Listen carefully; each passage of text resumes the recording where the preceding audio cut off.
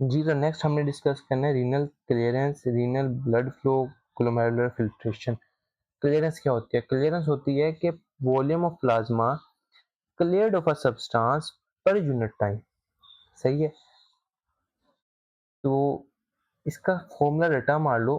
क्या फॉर्मूला है कि यूवी रेडिएशन, यूवी ऊपर आएगा, जिस तरह के सूरज की यूवी रेडिएशंस ऊपर होती हैं, और पी मटर का दाना नीचे आएगा। तो फॉर्मूला बन जाएगा यूवी ओवर पी। सही है? तो ये तो क्लीयरेंस का फॉर्मूला तो आपको याद हो जाएगा। अब क्लीयरेंस का मतलब क्या है? मतलब सिंपली ये है कि 1 मिनट में प्लाज्मा का कितना वॉल्यूम आप साफ कर लेते हो, किसी खास सब्सटेंस को ना उसमें से निकाल लेते हो। मतलब क्रेटिनिन क्लीयरेंस है ना, मैं कहता हूँ क्रेटिनिन क्लीयरेंस है सपोज 120 ml पर मिनट। इसका मतलब ये है कि 120 1 मिनट में ना 120 ml प्लाज्मा में से आप क्रेटिनिन को साफ कर लेते हो। तो ये किडनी की क्लीयरेंस रेट है, वो किडनी सफाई कर रहा है ना मुसलसल चीज़ों की, तो ये क्लीयरेंस रेट है आसान अल्फाज में।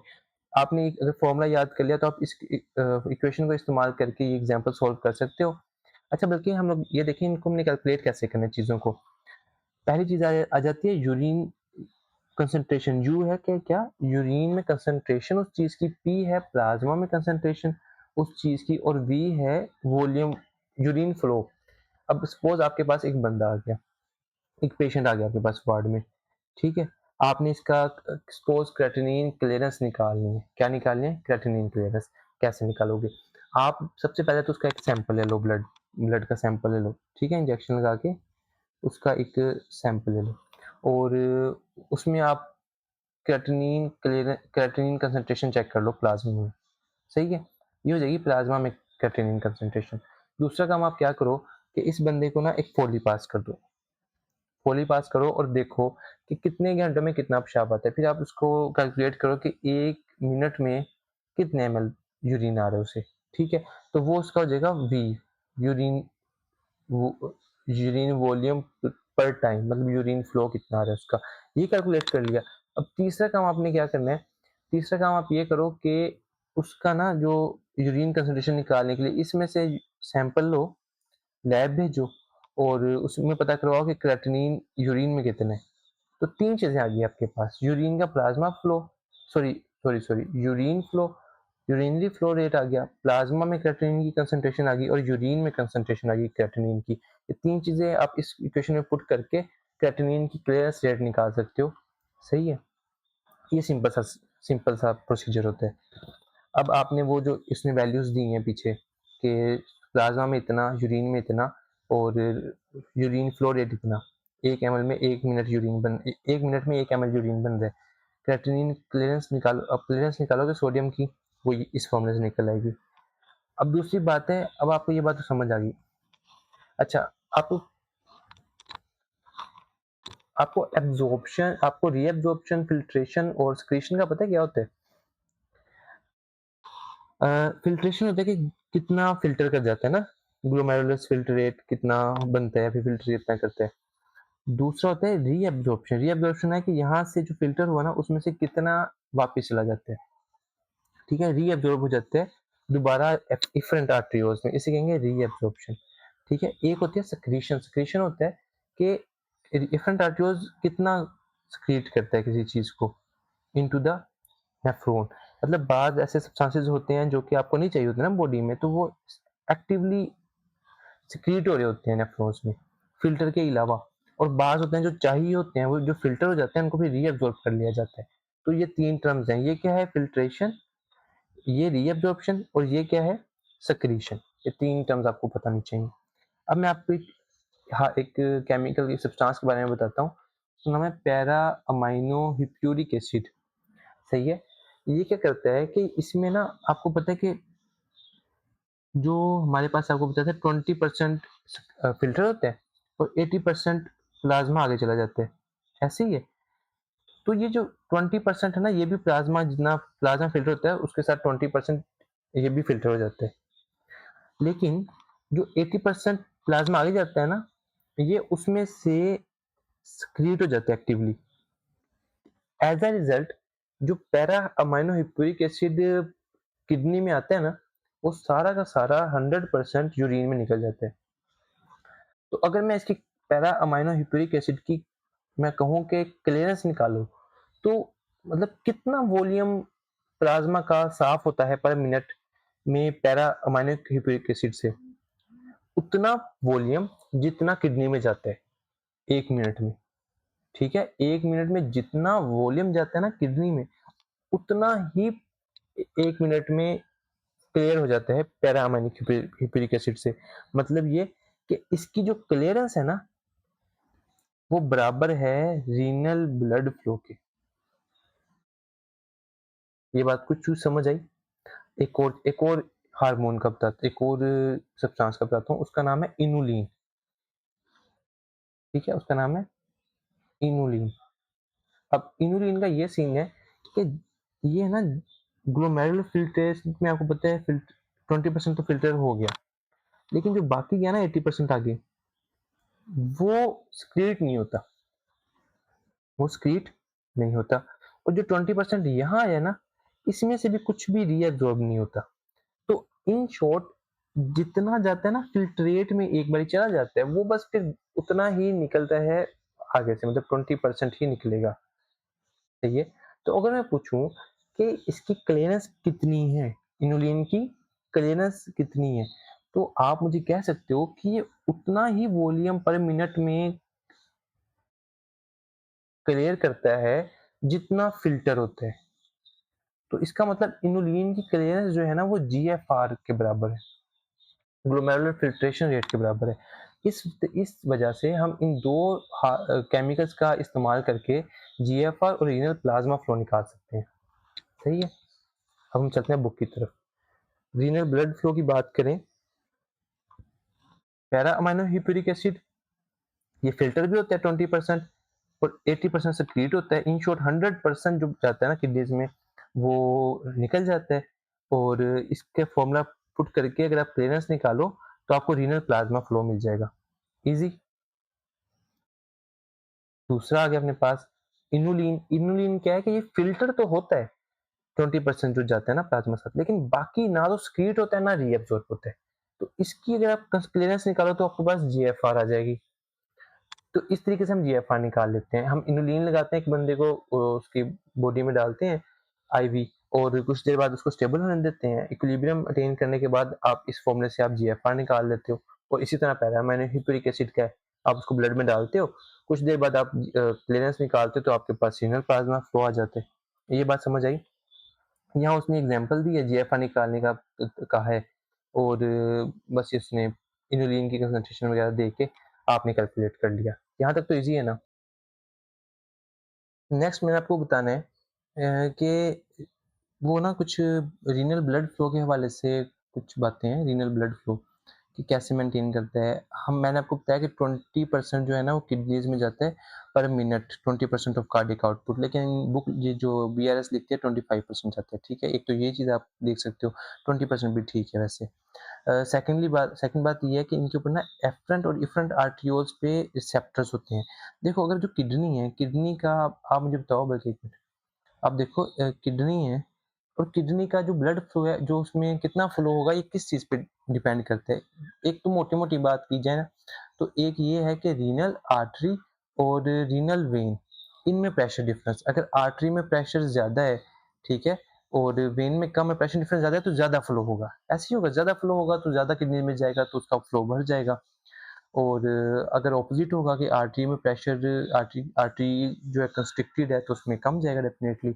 और दूसरा जो इसके अंदर एफरेंट और इफरेंट आर्टरियोल्स है ना, उनका क्या सीन है, उनमें कितनी रेजिस्टेंस है। तो ये 2-3 चीजें होती हैं जिनमें रीनल फ्लो डिपेंड करता है। तो हम लोगों ने जो मेजर डिस्कस करना है ना वो एफरेंट और इफरेंट आर्टरियोल की कंस्ट्रक्शन डिस्कस करनी है। अच्छा मेरी बात सुने। अब ये अपने पास आ गई एफरेंट आर्टरियोल्स। इनके ऊपर ना रिसेप्टर्स होते हैं सिंपैथेटिक के, सिंपैथेटिक के अल्फा 1 अल्फा 2 वगैरह ना, ये रिसेप्टर्स होते हैं। और दूसरा अपने पास आ गया इफरेंट आर्टरियोल्स। इफरेंट आर्टरियोल्स के ऊपर रिसेप्टर्स होते हैं एंजियो ये अपने पास एंजियोटेंसिन 2 के। तो एंजियोटेंसिन 2 के। अच्छा आप खुद बताएं, अगर एफरेंट आर्टरियोल्स डायलेटेड हो ठीक है? और इफरेंट कंस्ट्रिक्टेड हो, इफरेंट आगे बंद है, तो यहाँ प्रेशर ज़्यादा डेवलप होगा। ज़्यादा प्रेशर डेवलप होगा और जीएफआर ज़्यादा होगा, ऐसा ही है? ठीक है, और अगर एफरेंट कंस्ट्रिक्टेड हो जाएँ और इफरेंट डायलेटेड हो जाएँ, तो क्या होगा कि ज़्यादा जो है ना, तो आएगा थोड़ा और जो आएगा वो ईज़िली आगे चला जाएगा क्योंकि डायलेशन है आगे, तो जीएफआर कम हो जाएगा, ऐसा ही है। तो ये 2 बातें हमें समझ में आई है कि हम लोग एफरेंट और इफरेंट आर्टरियोल्स की कंस्ट्रक्शन करके ना चेंज कर सकते हैं अब अपने पास जीएफआर को। तो जो एंजियोटेंसिन 2 है ना, ये मेजरली एक्ट करता है इफरेंट आर्टरियोल्स पे और आके यहाँ कंस्ट्रक्शन करवाता है, एज़ अ रिज़ल्ट जीएफआर को ज़्यादा करवाता है। ये अपने पास एंजियोटेंसिन 2 का मैकेनिज़्म ऑफ एक्शन है, सही है? इसके अलावा आपको मैंने एक एंटी एएनपी का एक्शन एट्रियल नाइट्रेटिक पेप्टाइड का मैकेनिज्म ऑफ एक्शन बताना है। ये पता है क्या करता है? ये एफरेंट की डायलिटेशन करता है, एफरेंट आर्टरियोल्स की डायलिटेशन करता है और इफरेंट की कंस्ट्रिक्शन करता है। एज़ अ रिज़ल्ट इसमें ये जीएफआर को कम कर देगा। ये 2 बातें आपकी बुक में लिखी है और एक और बात लिखी है हमारे पास कि कुछ वेज़ोडाइलेटर्स होते हैं रीनल आर्टरियोल्स के, तो उसमें अपने पास उसने बताए हैं प्रोस्टाग्लैंडिन्स, ठीक है? और मेजरली प्रोस्टाग्लैंडिन्स ई2, आई2 वगैरह। ये क्या करते हैं, ये वैसोडाइलेटेशन करवाते हैं इधर, ठीक है, मेजरली, और एज़ अ रिज़ल्ट क्या करते हैं कि ये जीएफआर को बढ़ाते हैं, ज़्यादा फ्लो करवा के ये भी जीएफआर को बढ़ाते हैं। तो ये 3 चीज़ें आपने याद रखनी है। एंजियोटेंसिन 2 क्या कर रहा है? इफरेंट की कंस्ट्रिक्शन करवा के जीएफआर को ज़्यादा कर रहा है। एंटी नाइट्रेटिक पेप्टाइड का उल्टा ही काम है। ये कब क्या करेगा? आर्टरियोल्स की कंस्ट्रिक्शन करेगा और इसकी डायलिटेशन करेगा, इफरेंट की डायलिटेशन करेगा, एज़ अ रिज़ल्ट जीएफआर को कम करेगा। और जो हमारे पास है प्रोस्टाग्लैंडिन्स, ये डायलिटेशन करेंगे एफरेंट की, तो जीएफआर को ज़्यादा करेंगे। अच्छा, अच्छा, नेक्स्ट ना मैंने आपको एक मज़े की बात बतानी है। मुझे आप ये बताएँ कि अगर एक बंदा है, जैसा कि आप हैं, मैं हूँ, कोई भी, हमारा अगर बीपी ज़्यादा हो, तो हमारा जीएफआर ज़्यादा होगा कि कम होगा? बीपी ज़्यादा, जीएफआर कांस्टेंट, बीपी कम तो जीएफआर सेम, एक खास रेंज के अंदर। मतलब देखा देखा ये गया है कि अगर जो सॉरी, जीएफआर जो है, जीएफआर और ब्लड प्रेशर, देखा ये गया है कि एक खास रेंज के अंदर, मतलब 80 टू 200 बी इसके मुताबिक, वरना गाइडलाइन के मुताबिक 160 तक, ठीक है? व्हाट्सएवर द रेंज, देखा ये गया है खास रेंज तक ना जीएफआर कांस्टेंट रहता है, बीपी में चेंज होने के बावजूद, ठीक है?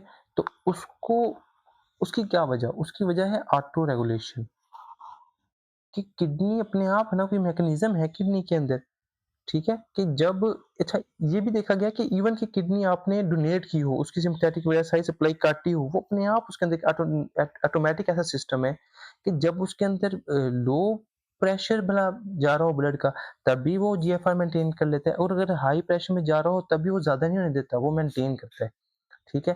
ताकि ग्लोमेरुलस, जो ग्लोमेरुलाई है, वो डैमेज ना हो। और वो कैसे करता है? उसके लिए ना 2 मैकेनिज़म्स हैं हमारे पास। एक आ गया मायोजेनिक मैकेनिज़्म्स, मायोजेनिक मैकेनिज़्म, और दूसरा आ गया ट्यूबुलो ग्लोमेरुलर फीडबैक, ठीक है? ये दोनों सिस्टम्स हमने पढ़ने हैं, दोनों मैकेनिज़्म्स पढ़ने हैं।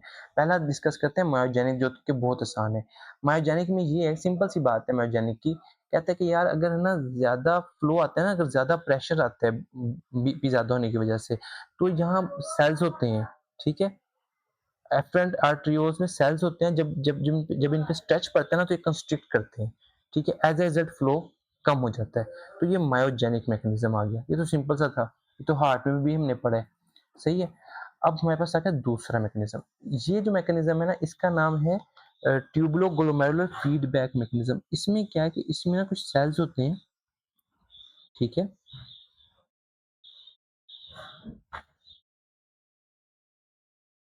मैक्युला डेंसा सेल्स, क्या कहते हैं मैक्युला डेंसा सेल्स, कहाँ करके होते हैं? डिस्टल ट्यूब्यूल के ऑलमोस्ट प्रोक्सिमल एंड पे होते हैं, ठीक है? ये डिस्टल कन्वर्टेड ट्यूब्यूल है ना, इसके प्रोक्सिमल एंड पे होते हैं यहाँ करके। अच्छा, ये करते क्या हैं? ये ना डिटेक्ट करते हैं कि इनके पास जो यूरिन पहुँच रहा है, वो उसमें सोडियम क्लोराइड कंसंट्रेशन कितनी है। मतलब सपोज़ एक बंदा है, उसका अचानक से ना फ्लो, ब्लड प्रेशर ज़्यादा हुआ, फ्लो ज़्यादा हुआ शुरू-शुरू में, और जीएफआर उसका ना ज़्यादा बना। ज़्यादा जी जीएफआर बना तो वो जल्दी रश करके गुज़र जाएगा और जब रश करके गुज़र जाएगा ना, तो उसमें से ज़्यादा फ़िल्ट्रेशन, ज़्यादा रीअब्ज़ॉर्प्शन नहीं हो पाएगी। एज़ अ रिज़ल्ट जो सोडियम और क्लोराइड पहुँचेगा ना इस एंड पे डिस्टल डिस्टल ट्यूब्यूल के पास, वो होगा ज़्यादा और जब ज़्यादा पहुँचेगा ना, तब ये लोग क्या करेंगे, ये रिल कंस्ट्रिक्शन करवाएँगे एफ़रेंट आर्टरियोल्स की। एक कंस्ट्रिक्शन करवाएँगे और दूसरा रेनिन की प्रोडक्शन कम करेंगे। ये आपको याद करवाता हूँ, परेशान ना हो, बात समझें। 2 काम करेंगे, एक एफरेंट आर्टेरियोल की कंस्ट्रिक्शन करेंगे, दूसरा रेनिन की प्रोडक्शन कम करेंगे। और दूसरा सिनेरियो क्या है? दूसरा सिनेरियो ये है कि समहाउ अगर आपका बीपी कम है, ब्लड प्रेशर कम है और जो जो फ्लो आ रहा है वो कम आ रहा है। जब फ्लो कम आ रहा है तो जीएफआर भी शुरू-शुरू में कम बनेगा। जीएफआर कम बनने की वजह से आहिस्ता-आहिस्ता फ्लो करेगा और वो सारा मोस्टली सोडियम क्लोराइड जो है वो रीअब्ज़ॉर्ब हो जाएगा। जब ज़्यादा रीअब्ज़ॉर्ब हो जाएगा ना तो यहाँ जो पहुँचेगा सोडियम क्लोराइड वो कम होगा और जब कम पहुँचेगा ना इनके पास मैक्युलर डेंस सेल्स के पास, एज़ अ रिज़ल्ट क्या होगा कि वो इसकी डायलिटेशन करवाएँगे एफरेंट आर्टरियोल्स की और रेनिन की प्रोडक्शन ज़्यादा करवाएँगे। ताकि रेनिन जाके क्या करेगा, ये प्लाज़्मा बढ़ाएगा। वो आपको आई गेस आइडिया होगा। ये प्लाज़्मा बढ़ाएगा रेनिन जाके एल्डोस्टेरोन प्रोड्यूस करके और ये डायलिटेशन करवा के इधर फ्लो बढ़ाएँगे ताकि जीएफआर दोबारा मेंटेन हो। इस वजह से इन 2 मैकेनिज़्म्स की वजह से अगर बीपी का जो रेंज है वो 80 से 200 तक भी चली जाए, 80 से 200 तक भी चली जाए, सही है? ये वाला क्या है, ये मीन आर्टेरियल प्रेशर है, एमएम जो मीन आर्टेरियल प्रेशर होता है ना, ये वो है। तो इतनी रेंज पे इन 2 मैकेनिज़्म से मेंटेन कर लेता है हमारे पास। अब हम बुक की तरफ चलते हैं। अच्छा, मैं आपको बल्कि आपको याद करवाना था कि किस तरह आपने याद रखना है, उसका मैं आपको बताता हूँ। अच्छा, तो ये आपने ना 2 बंदर याद रखने हैं, ठीक है? और ये है अपने पास एक मिनट, ये है अपने पास मैक्युला डेंसा सेल्स, ठीक है? क्या होता है, जब इनके पास आता है सोडियम और क्लोराइड ज़्यादा है अगर इनको मिलता है, तो ये 2 काम करते हैं। ये देखिए ये अपने ना ये कोई इनके पास ये जो चीज़ है ना, ये जो चीज़ है ये रेनिन है। क्या है? रेनिन। तो ये क्या करते हैं, एक तो उसको टाइटली होल्ड कर लेते हैं। तो आप देखो जो इनकी मसल्स कॉन्ट्रैक्ट कर रहे हैं तो ये एफरेंट आर्टरियोल्स की कंस्ट्रिक्शन करवा रहे हैं, मसल्स कंस्ट्रिक्ट कर रहे हैं ना इनके। और दूसरा रेनिन को इसने टाइटली पकड़ा है, रेनिन को जाने नहीं दे रहे, तो रेनिन का रिलीज़ कम कर रहे हैं। कब? जब इनको सोडियम क्लोराइड मिलेगा। अगर इनको सोडियम क्लोराइड नहीं मिलता फिर ये बेचारे डिप्रेशन में चले जाते हैं, लेज़ी हो जाते हैं, छोड़ देते हैं काम। ये ढीले हो जाते हैं इनके मसल्स, क्या मतलब एफरेंट आर्टरियोल्स की डायलिटेशन हो जाएगी और दूसरा रेनिन रिलीज़ कर देंगे, रेनिन